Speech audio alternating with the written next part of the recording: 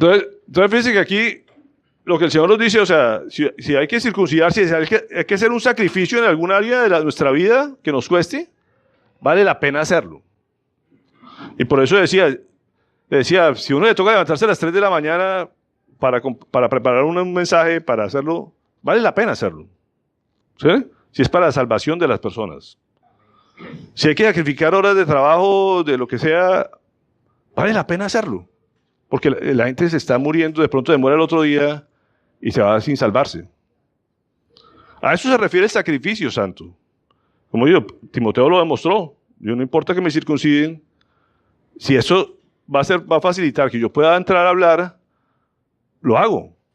Porque eso no va a afectar absolutamente nada. Miren, hemos hablado del tema de que hay personas radicales y legalistas que dicen, no, o sea, si hay una mesa de vino, yo no como con ustedes. ¿Sí? Si a uno le gusta tomar un vino sobre la comida y eso va a ser causa de enemistad entre nosotros, pues hombre, quitemos el vino de ahí. No me cuesta nada, es un sacrificio para algunos, mayor, menor, pero pues si eso va a ser causa de una ruptura de la relación, pues no se justifica, ¿cierto? Y a eso es lo que Pablo está refiriendo acá. Hay que hacer sacrificio muchas veces para contar de llevar la palabra. En cuanto a si uno quiere hablarle a otra persona que es de una confesión como por ejemplo la católica y ellos tienen cierta ritología, ¿cómo hace uno para conversar con ellos sin hacerle eso que les duele? Mira, lo que hemos hablado siempre, hay que hablar siempre la verdad sin herir a la gente o con amor. O sea, yo no puedo llegar a insultarle su santo, su virgen, sus cosas, o sea, insultar su creencia por eso. Yo simplemente digo, mira, la palabra dice esto en cuanto a los ídolos, en cuanto a las imágenes. ¿Sí? Esa es la verdad. Y en eso no estoy insultando ni estoy maltratando. ¿Sí? Mucha gente llega y dice, hay que romper esa, y llegan a las patadas a romper los cuadros o las estatuas. Eso se llama deshonrar a la gente, lo que hablábamos. ¿Sí? Usted tiene que respetar a las personas y sus creencias. ¿Sí? No quiere decir que las comparta y vaya a orar igual que ellos. Y ahí está la gran diferencia. Uno tiene que honrarlos respetando a la gente, pero no le da a usted la libertad de ir a acabar con lo que la persona cree. Porque lo que hace es alejarla. Entonces, la gente que me dice, hombre, vamos a una misa. Puede ser aburrida la misa, lo que sea, pero si después de ahí puedo sacar una enseñanza para ir y decirle, mire, la verdad, lo que dice la palabra es esto, y mostrarle la verdad, bienvenido sea. ¿Sí me entiendes? Me puede costar a mí entrar a una iglesia, agotarme una hora de misa, lo que sea, pero si es un sacrificio y no me afecta en nada espiritual, al contrario, puede ser un método para acercarme y decir, oiga, si él viene aquí, porque yo no voy a la iglesia de pronto de él, ¿sí? Se puede dar esas cosas. De la Biblia, actualmente se hacen preguntas a los líderes que no están en la Biblia. Y ahí tenía que ver con el tema de judíos y gentiles y con el tema de la circuncisión y con el tema de la comida y lo que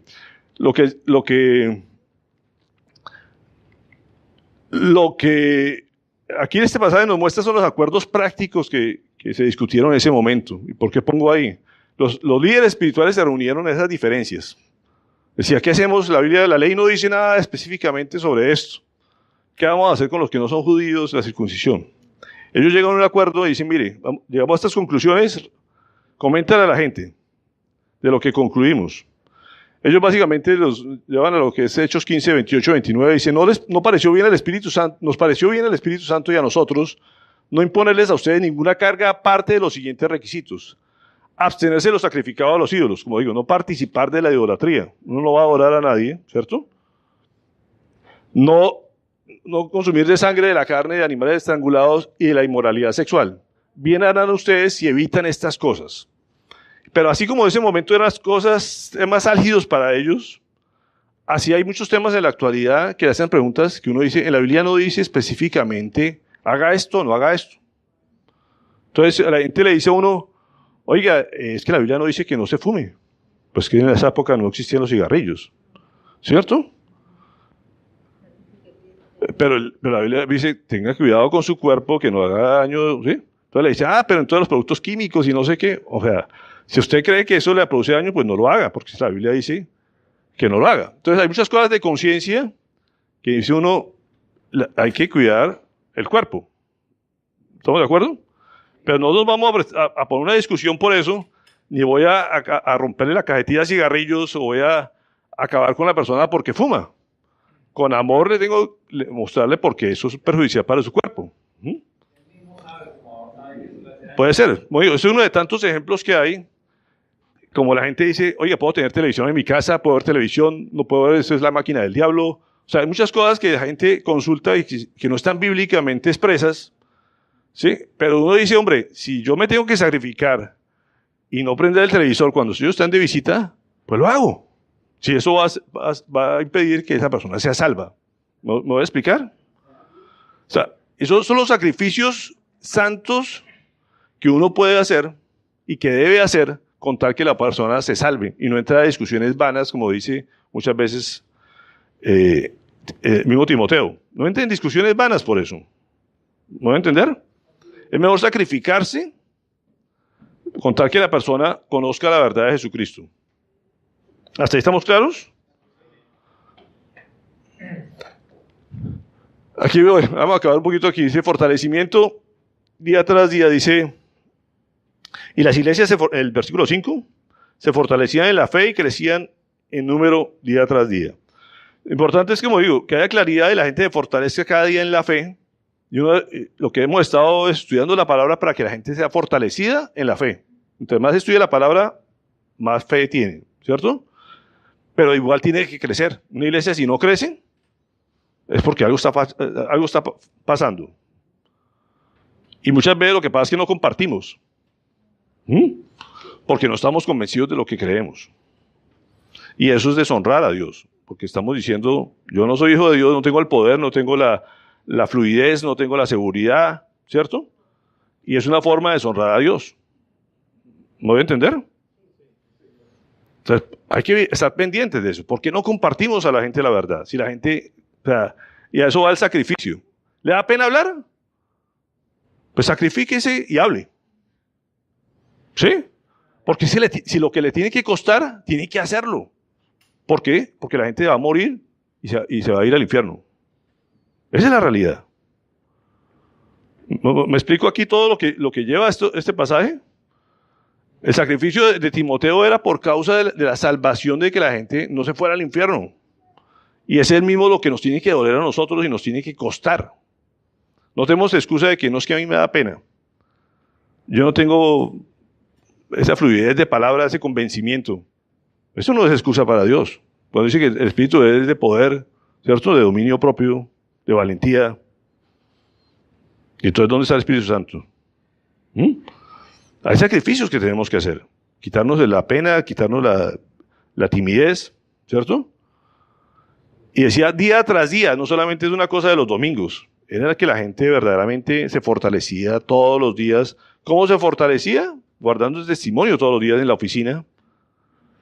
La gente dice, pero es que yo no me puedo aguantar de no estar hablando mal de Petro, hablando mal del otro. De Duque. Sacrifíquese. Y deje de hablar mal porque el Señor nos manda que tiene que guardar y honrar a esas personas. Estos días nos cuesta a todo el mundo y todo el mundo te llega a la vez y quiere responder y dice, sacrifíquese y hágalo porque si eso va a hacer que la gente se aleje de la verdad, mejor guarde sus palabras y no pierda la amistad. Entonces, hay muchas cosas que el Señor nos invita a sacrificarnos si eso va a afectar la relación o poder convencer a la gente para llegar a Dios. Yo les decía estos días, nosotros tenemos que pelear por el reino de arriba. No podemos pelear entre nosotros por las vainas de aquí terrenales que son pasajeras. No tiene justificación que uno por una vaina política, como está pasando en todas las áreas sociales, termine la gente agarrada, las familias agarradas, los vecinos agarrados. Y entonces dicen, no, yo con ese, qué cristiano ni qué nada, yo no le acepto una invitación para nada si ese es del otro partido. ¿No está pasando eso? Cuando ese es un plano secundario, o sea, el Señor pone al final el que quiere y a ese vamos a honrarlo. ¿Sí? Eso es lo que tenemos que aprender de esto. ¿Estamos de acuerdo? ¿Está bien? Bueno, no sé si paramos ahí, seguimos, como ustedes quieran, porque estamos, ya queda relativamente poco. Y atravesaron. Vamos a ir a adelantarlos rápido para darles solamente introducción a lo otro. Atravesaron Frigia y Galacia. Dice la palabra en el versículo 6. Ya que el Espíritu Santo les había impedido que predicaran la palabra en la provincia de Asia. Ese es el versículo 6, ¿no es cierto? Y ahí donde uno dice, ¿cómo así que el Espíritu Santo le impide? O sea, no sé si a ustedes les llama la atención eso. Dios nos manda a predicar, a compartir la palabra hasta los confines de la tierra. Y de pronto va para un lado y el Espíritu Santo le dice, no, para allá no van. ¿Cómo les dijo? No tenemos ni idea. La palabra no lo dice. Pero 2 veces les dice que no vayan por allá. ¿Cómo se los dice? La palabra no lo menciona. Pero para ellos era claro que el Espíritu Santo les impedía ir a predicar a esas regiones. Cuando nos dice, mire, ellos, como les decía, están aquí en Derbe, en Listra, ¿cierto? Y ellos vamos hacia Frigia y Galacia a predicar. Y el Señor se los impide. Entonces dice, bueno, entonces nos vamos para Bitinia, que es que más arriba. En el versículo 8, ¿qué? El 7. Cuando llegaron cerca de Misia, no sé si ven por acá, entonces dijeron, vámonos para el norte. Y vamos para Bitinia. ¿Sí? ¿Se ubican? Pero el Espíritu de Jesús no se lo permitió. Y dice, oiga, pero ¿cómo así si hay gente que se pierde? ¿El Señor no amaba a esa gente o qué pasaba? ¿Por qué le dice a Pablo que no vaya para allá? Pablo uno dice, no, pues mire, ya estamos aquí, regresémonos, vámonos ya de regreso para nuestra tierrita. Mire que ubíquense aquí, mire dónde está Jerusalén, Damasco, aquí está la tierrita la tierra de Tarso. Ellos se van a esta región y de pronto se van por este lado y ya como que van de regreso. Y el Señor le dice, no, qué pena, para allá no van. ¿Cuántas veces uno quiere hacer unas cosas por nuestra propia voluntad y el Señor le dice, no? Y entonces, ya no honro a Dios, porque es que no está haciendo mi expectativa, mi voluntad. Si yo estoy cumpliendo lo que Él dice, o sea, como decíamos de pronto ahorita, yo estoy defendiendo la justicia, ¿sí? Yo voy por bien y la justicia, el Señor me manda a ser justo. Y el Señor le dice, qué pena, por ahí no es, esa no es la forma, no es el momento, o no es el lugar, o tú no eres la persona para hacer eso. Eso puede ser una respuesta a Dios, y por eso no va a dejar de ser Dios, y no por eso lo podemos deshonrar, o no lo podemos honrar como merece, porque no está de acuerdo con nosotros. ¿Se dan cuenta de lo que está pasando? Por eso todo está relacionado. Y dice, no, para allá no van. Y dice, ¿qué pasa ahí en el versículo 8? Entonces, pasando de largo por Misia, o sea, fueron obedientes, se van para Troas. Troas, míralo ahí, perdón. Ahí está Troas. Mírenme dónde está Bitinia y Ponto, para dónde iban. Ellos iban para acá, iban para allá y dijeron, qué pena, para acá. Troas. Y aquí el Señor muestra su grandeza de lo que Él es y cuáles son sus planes. Hasta aquí llega, hacia ese punto de Troas. ¿Sí lo ven acá? Esta básicamente es la separación entre Asia y Europa. ¿Sí?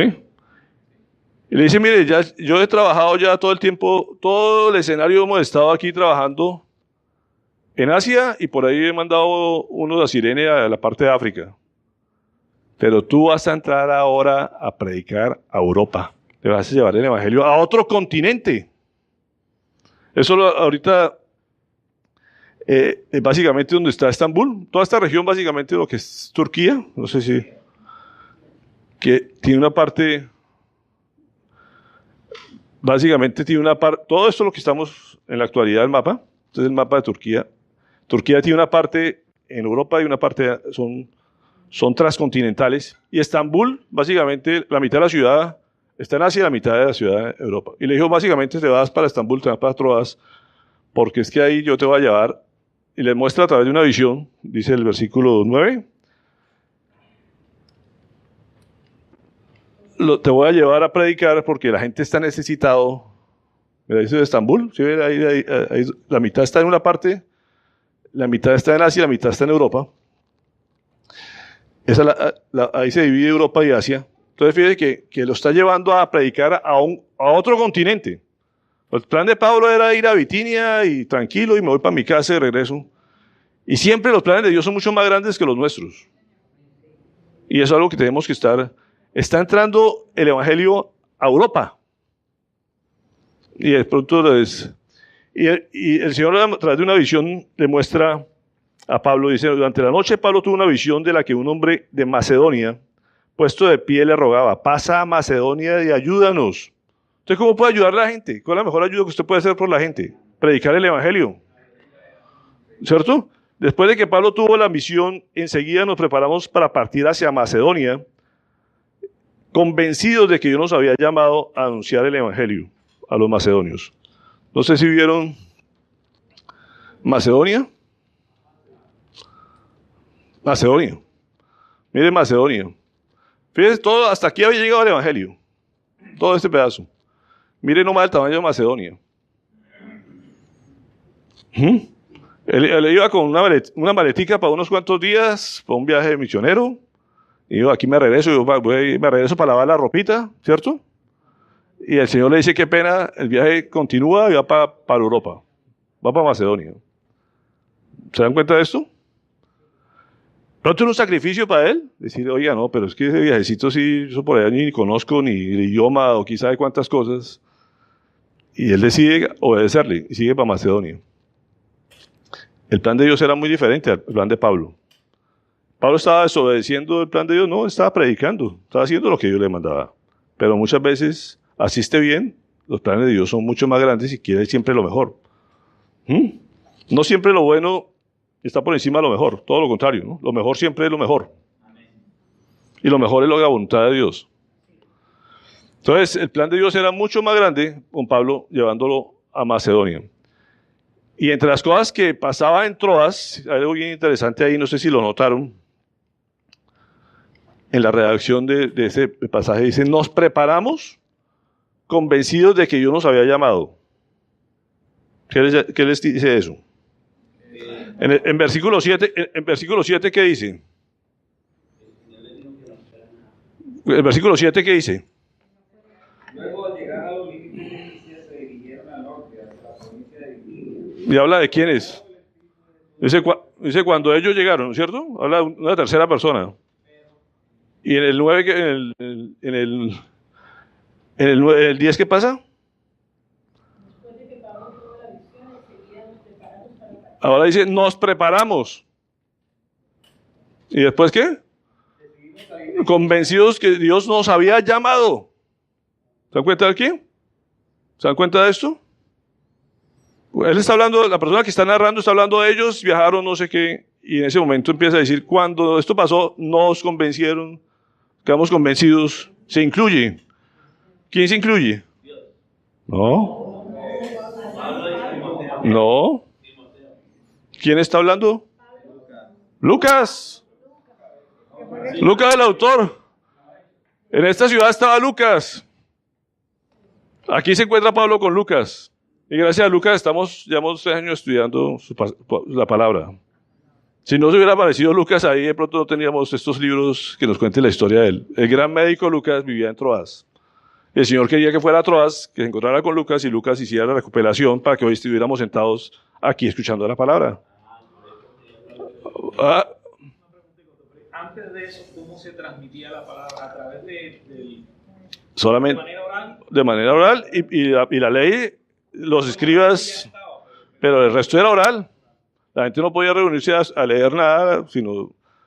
Por eso ellos siempre buscaban las sinagogas porque había la ley y con la ley ellos explicaban el evangelio. Pero donde no había la ley y los gentiles no conocían la ley, pues tocaba el oral contándoles, miren, lo que vimos hacer, lo que hicieron, esto, lo que nosotros... Eso es lo que contaba Pablo. Pablo decía, mira, a mí se me apareció, me tumbó un caballo.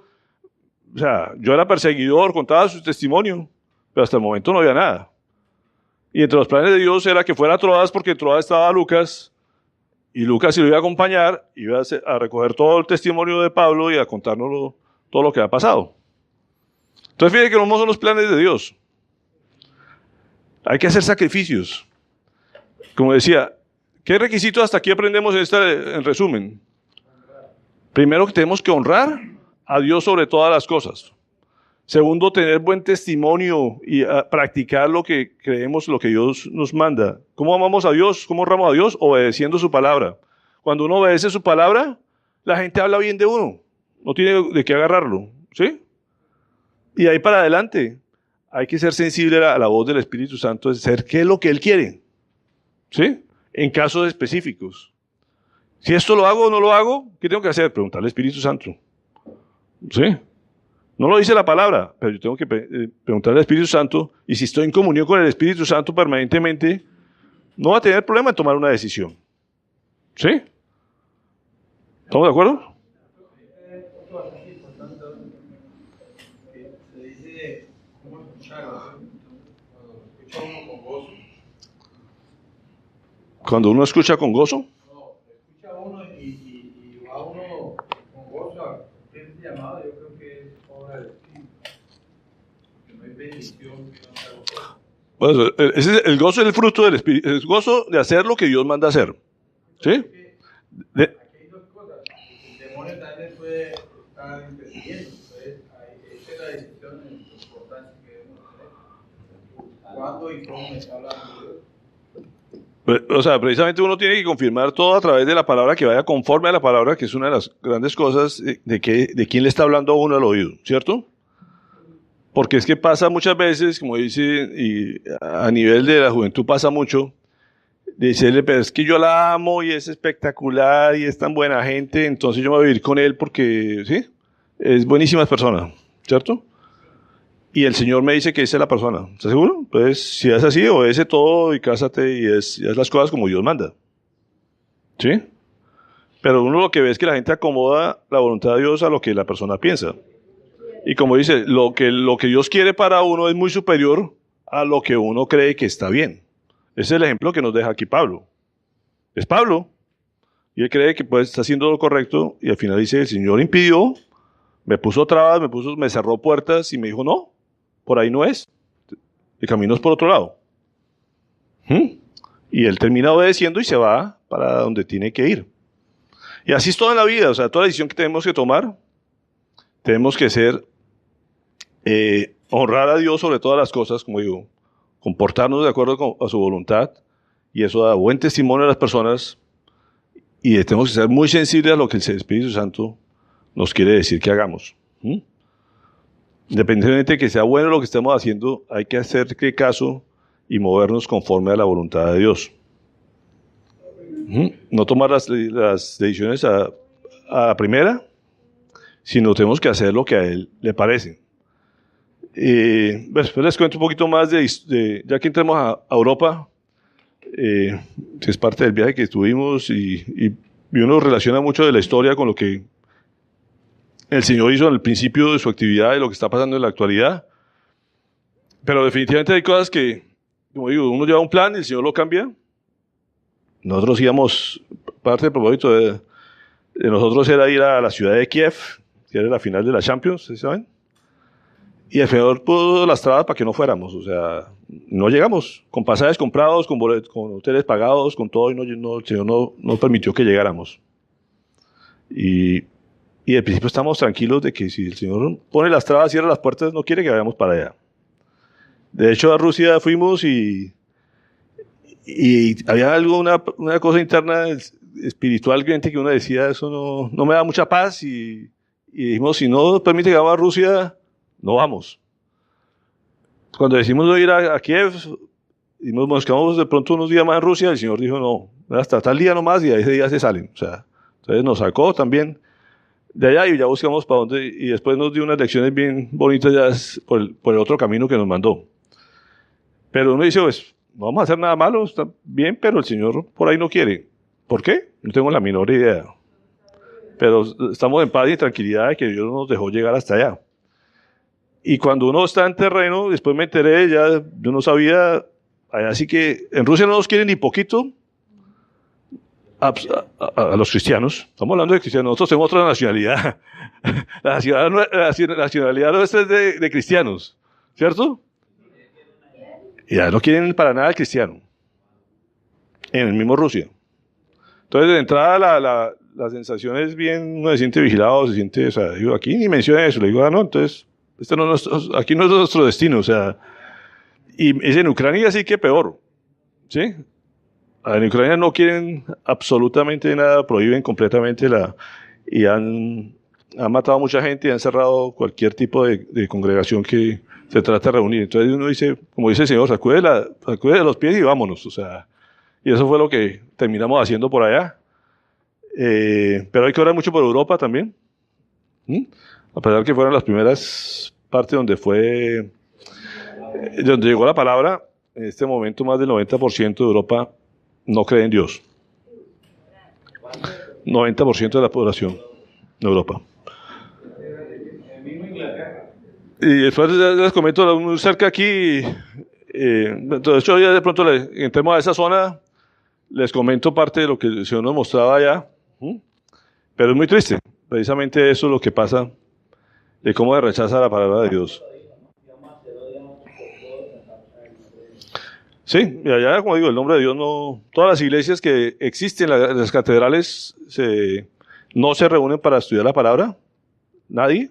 O sea, ninguna iglesia, ni católica, ni ortodoxa, ni nada, se reúnen para estudiar la palabra, sino para dar conciertos, sea música sinfónica o de rock.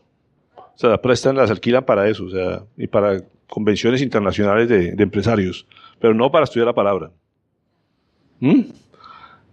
Entonces, así está la situación ahorita en Europa, en gran parte de esos países, y uno sabe qué países están de la mano de Dios y qué no. Se percibe de que uno llega y obviamente pues, todo lo que es comunista no quieren nada de saber de Dios, está prohibido. Allá, hablando un poquito de lo que tú mencionabas ahorita, un ejemplo muy claro. En Rusia no se permite el homosexualismo, o sea, el homosexual lo desaparecen. Y eso no quiere decir, Putin en este momento es un hombre muy religioso, ¿sí? Está de la mano cogida con el Papa ortodoxo. Y hace las iglesias, la catedral, la construyó, sí, pero son completamente religiosos. Eso no quiere decir que sean cristianos para nada, ni que adoren al Dios nuestro. Ahora todas las imágenes, todos los estos, ellos dicen, vamos, homosexuales, fuera, desaparecen. Y uno dice, uy, el hombre está haciendo lo que Dios dice, por decir una cosa. No, eso no es lo que Dios dice. ¿Sí? No está amando a los homosexuales, o sea, es matando. Fíjese la gran diferencia. Que el hombre dice, por su creencia puede acabar con unas personas que según eso no están actuando correctamente. O sea, el que roba, podemos saber no ir ladrones. Nos dicen, usted ande tranquilo, aquí nadie lo va a atracar, porque el que agarren atracando, se desapareció. Entonces usted anda por el metro, por todas partes, y no tiene problema que lo atraquen. Hay corrupción, hay todo, pero así que lo atraquen no hay problema. O sea, eso no hay. Y uno dice, ¡ay, qué rico! La seguridad. ¿Cuántos no anhelamos la seguridad, cierto? Pero eso es cristianismo, eso no es cristianismo. ¿Sí? O sea, y eso es el otro extremo. Entonces hay muchas cosas que aprendimos de eso y definitivamente el Espíritu Santo no se siente por allá, no le han dado cabida en esos lugares.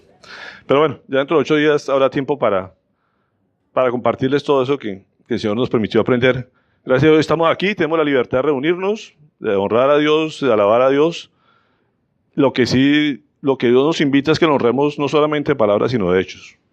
Y eso es dando testimonio en la calle, que salgamos a dar lo que el Señor nos manda hacer. Honrar a las personas independientemente si se lo merecen o no. ¿Estamos de acuerdo? Y que el Señor tome control de todas las cosas para nuestro próximo presidente, que Él ponga al que Él quiera. Y independientemente de eso no debe dañar nuestra relación entre nosotros, ni entre los hermanos, ni entre los vecinos, ni entre eso. ¿Ah? Así, eso es el derecho y la libertad que cada quien tiene de votar, y el Señor nos ha dado esa libertad, y gracias a Dios por esa libertad, ¿cierto? Y que Dios les dé a cada quien la sabiduría para hacerlo, en la forma que Dios le muestre, siempre, pero ojalá que se dejen guiar por el Espíritu Santo, y no lo hagan bajo su propia opinión. Amén.